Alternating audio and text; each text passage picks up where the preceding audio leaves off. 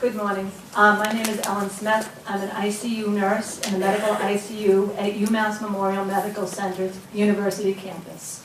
I am a strong supporter of the new ICU law.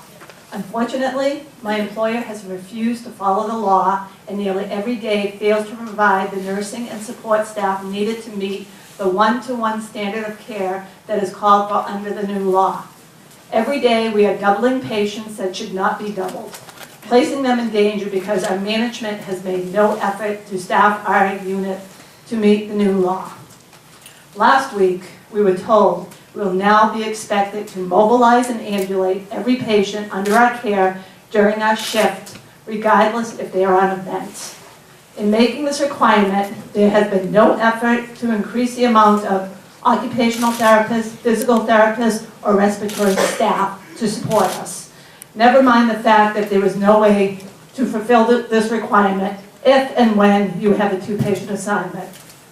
Your draft regulations will not help the situation. In fact, will give my administration and every other hospital administration the unbridled power to ignore the intent of the law and the standard of care it is intended to provide. Throughout the regulations, you incorrectly state that the staffing standard is one-to-one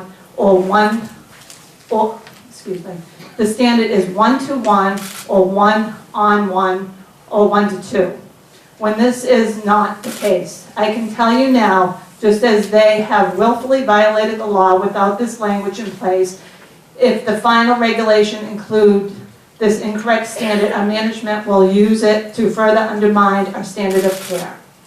Second, under section 8.06, you grant ultimate authority to management to determine the final acuity tool to be submitted to DPH for use at my hospital. This cannot be allowed to stand. We nurses should have a majority voice in creating the acuity tool, and what we create must be the tool submitted to DPH. If we could trust our managers to make appropriate decisions about staffing and determine acuity, we wouldn't need this law.